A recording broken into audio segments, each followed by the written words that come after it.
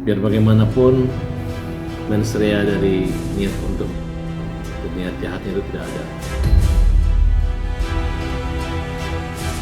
Ngapain Lisna pergi ngelapor-ngelapor pakai pengacara ya 20 orang kali pengacara ya kan? Buat apa? Buat apa?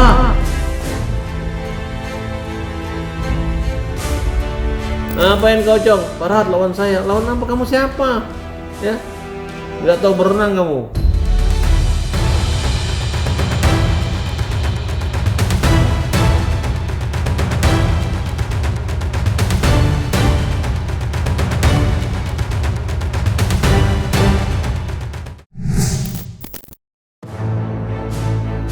Kisah pilu kepergian almarhum Nizam Shafei tak hanya menyisakan luka yang berat dirasakan keluarga, tetapi juga meninggalkan polemik hukum berkepanjangan yang kini melebar kemana-mana. Dan belum lama ini, kasus kepergian Nizam pun tampaknya akan bergulir semakin panas. Usai advokat yang kerap menyebut dirinya dengan panggilan pembela kaum lemah yakni Farhat Abbas telah terjun langsung mendampingi Anwar Satibi selaku ayah kandung almarhum Nizam Shafei. Pada pemeriksaan yang digelar pada tanggal 9 Maret 2026 silam di Polres Sukabumi, Farhat pun turut serta hadir secara langsung.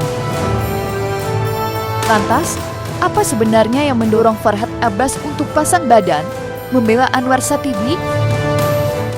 Ya, kalau saya ditunjuk jadi pengacara Nizam, kemudian pengacara ayahnya, Bang Anwar Satibi, memang kami pada hari Senin kemarin mendampingi gitu. Setelah kami pelajari, ternyata yang dilaporkan itu terkait dengan penelantaran anak. Pasti kita pengen kan ekspresinya mengedepankan estetika disampaikan. Jelas tadi mendengarkan. Nah sekarang menjadi pertanyaannya, saya tanya sama Pak Polisi, Pak, ini orang meninggal kenapa? Karena diancam, karena kekerasan, atau karena sakit? Belum tahu jawabannya ya. Tolong bertanyakan jangan secara detail aja gitu, apa perannya gitu. Karena saat terjadi kekerasan terjadi, ayahnya itu tidak di kota itu dan tidak berada di samping itu.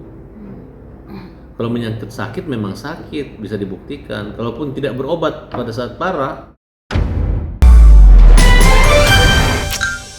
biar bagaimanapun mensrea dari niat untuk niat jahatnya itu tidak ada. Dan Anwar Satibi adalah orang yang melaporkan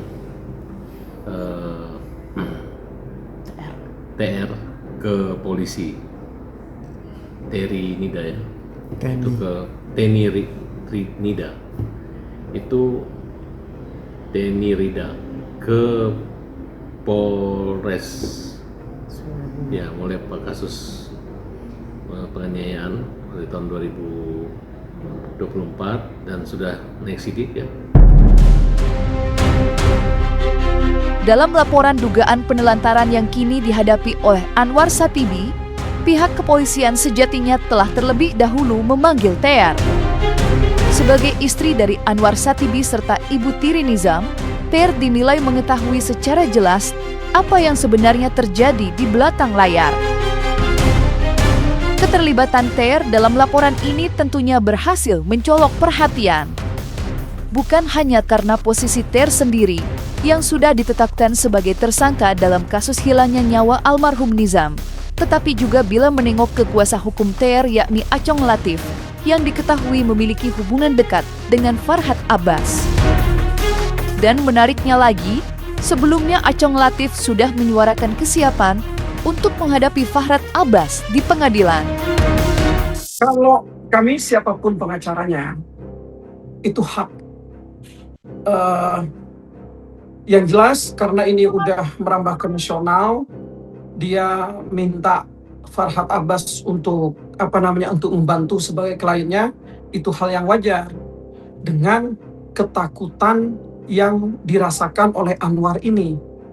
Mungkin saya tidak bilang tidak mampu pengacara yang lama ya, tapi karena ini udah merambah ke nasional, perlu pengacara yang petarung, misalnya perlu pengacara yang menurut dia akan membentengi, mentamingi dia atau punya strategi khusus terkait perkara ini.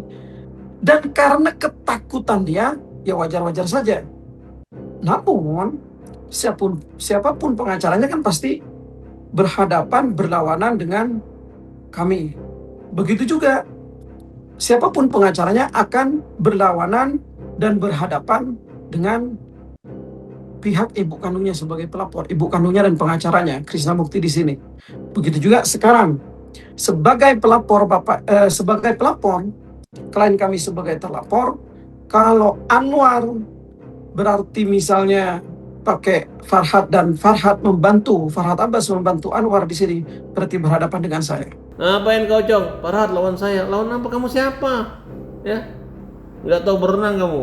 Ngapain kalian kecil? Ayo Farhad lawan saya. Emang siapa? Kalian bukan lawan saya. Saya nggak lihat kalian di situ.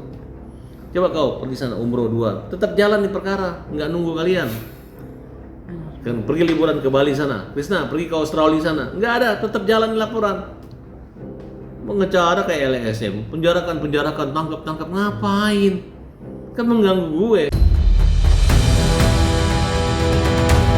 Luapan rasa kecewa Farhad Abbas tentu tak berhenti sampai di situ saja. Pasalnya, Farhad Abbas juga mengaku kecewa dengan aksi Lisnawati yang ia sebut tampak begitu bersikeras untuk menyeret Anwar Satibi ke dalam pusaran perkara. Seperti diketahui, sebagai mantan istri Anwar serta ibu kandung Nizam Safei, Lisnawati merupakan sosok yang melayangkan laporan dugaan penelantaran kepada Anwar Satibi. Dan lewat kesempatan yang sama, Farhad Abbas pun memberikan pesan tegas untuk Lisnawati serta kuasa hukumnya, yakni Krishna Murti. Ngapain Lisna pergi ngelapor-ngelapor pakai pengacara? Pengacara ya 20 orang kali pengacara ya kan? Buat apa? Nggak ada Krishna, nggak ada Acong. Negara mewakili melalui polisi maupun jaksa akan mewakili korban itu.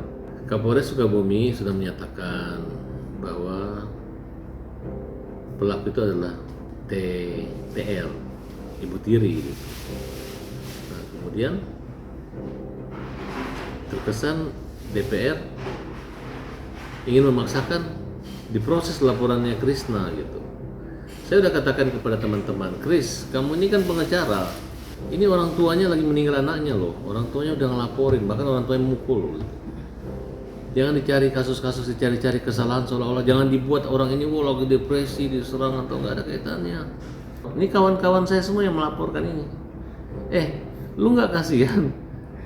Ini bapaknya ini, kalau dia pembunuhnya, nanti dalam tak usah kalian bikin laporan pun akan ketahuan dia membunuh atau tidak. Ini macam-macam dicari kesalahannya. Ini orang lagi dalam kedukaan loh, Krishna, Acong, ya. Ini yang ada, ayo Farhad lawan saya, apa ngapain? Kamu itu Acong, ya, Krishna, aku itu bukan lawan kamu. Aku nggak berlawanan dengan kamu ya. Kamu ngerti nggak? Kamu sekolah pengacara udah berapa lama? Masa Farhad lawan Acong? Ya kan? Kita nggak ada lawan. Itu pun keluarga korban bukan pengacara yang mewakili. Yang wakili keluarga korban itu adalah jaksa, polisi sebagai wakil negara. Nggak ada pengacara juga nggak ada masalah. Besar kekecewaan yang kini dirasakan oleh Farhad Abbas tentunya tak lepas dari aksi pihak Lisnawati serta sederet lembaga yang berhasil mengagendakan rapat dengar pendapat alias RDP dengan anggota Komisi 3 Dewan Perwakilan Rakyat Republik Indonesia. Ditambah lagi, Farhad merasa bahwa selama rapat dengar pendapat berlangsung, nama Anwar Satibi terus ternoda dengan sederet dugaan yang belum terbukti kebenarannya. Bahkan, tercetus pula jika pihak kepolisian tidak akan menerima bila mana Anwar melayangkan laporan balik. Lantas, seperti apa langkah Farhad Abbas dalam menanggapi hal tersebut? Kita anggap RDP terhadap Ayah Nizam ini berat sebelah, makanya kita hari ini mengirim surat kepada pimpinan Komisi DPR, Wakil Ketua Bidang Hukum ya, Pak Sukni Ahmad Dasko Ahmad, minta diadakan RDP ulang. Bahkan kita juga minta diperiksa ke Dewan Kehormatan DPR untuk memeriksa siapa-siapa aja anggota dewan yang saat itu memanggil sepihak Bapak Kapolres Sukabumi, kemudian membuat seolah-olah mereka sudah dihukum tanpa melalui proses, sehingga Kapolres langsung mengambil sikap untuk melakukan penyidikan, mungkin akan penyidikan dan bahkan bisa menangkap klien kita hanya gara-gara WA ataupun gara-gara saksi-saksi yang merupakan adalah uwa atau sepupu atau saudara beda bapak yang memang ada persoalannya sehingga jelas memberatkan. Nah, di sini kita anggap tidak adil. Ya, jadi kita akan minta RDP kembali. Kemudian minta ke Dewan Kehormatan untuk memeriksa. Bukan begini. Komisi 3 itu kerjanya bukan begini. Bukan main perintah-perintah, ganti Kapolres, ganti ini, nggak begitu. Apa gunanya lembaga? Dalam tes politikal, lembaga eksekutif, yudikatif, legislatif, ada beda-beda kepentingannya. Walaupun mantan pengacara jadi anggota Komisi 3 nggak boleh seperti itu. Jaga dong kewibawaannya Mahkamah Agung, jaga dong kewibawaannya Kejaksaan, jaga dong kewibawaannya polisi. Masa main panggil-panggil? Kalau mau panggil ya komisi levelnya kalau terpanggil Kapolri aja, jangan panggil Pak Kapolres. Berkirim surat permintaan adanya rapat dengar pendapat ulang yang dituju kepada pimpinan Dewan Perwakilan Rakyat ternyata bukanlah satu-satunya langkah yang diambil Farhad. Pasalnya, ia juga akan membuat pengaduan dengan berkirim surat ke Irwasum dan Biro Sidik Bareskrim Polri. Hal itu dilakukan Farhad untuk memastikan apakah dalam rapat dengar pendapat terjadi intervensi politik terhadap lembaga kepolisian. Nah, nanti kita mau mengirim surat juga ke Irwasum dan ke Biro Wasidik Bareskrim untuk menanyakan apakah sistem penyidik dipanggil langsung DPR ini merupakan politik hukum atau intervensi politik terhadap lembaga kepolisian. Makanya polisi jangan tanya ke mantan-mantannya. Saya kalau kalian tanya tentang kelakuan saya sama mantan-mantan saya, ya habis saya semua. Nggak ada baiknya saya gitu kan. Tinggal di rumah yang saya beli pun mantan bilang rumahnya dia. Ya, hampir semua mantan saya tuh bilang bahwa saya cari uang sama mereka. Padahal nggak ketemu saya nggak ada rumah mereka. Rumah saya yang bangun. Tapi ngomongnya kan jelek, jadi jelek kesannya saya nggak punya rumah, ya kan? Sorry ya mantan-mantan ya. Sementara itu, Komisi Perlindungan Anak Indonesia juga tak luput dari luapan kekecewaan Farhad. Ya, dalam kesempatan yang sama, mantan suami Nia Daniati itu juga memberikan sebuah sentilan pedas kepada KPAI yang belakangan ia nilai berat sebelah ke pihak Lisnawati. Apalagi, hingga detik ini KPAI digadang-gadang terus menjalin komunikasi dengan Lisnawati demi mengawal perkara ini bersama-sama.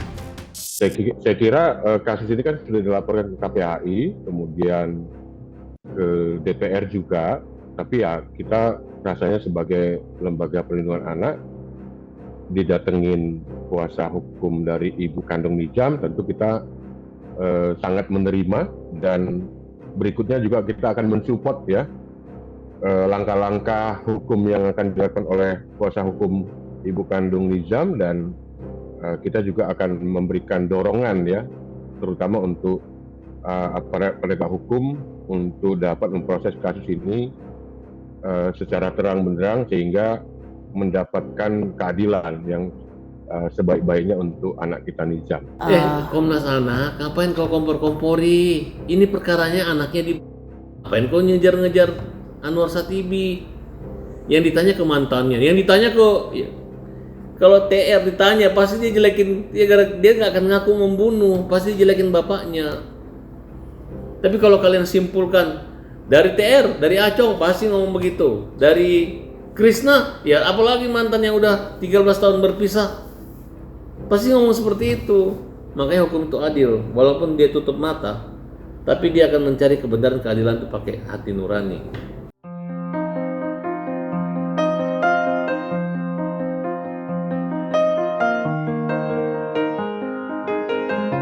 Nah, selesai sudah, Cumi Lovers.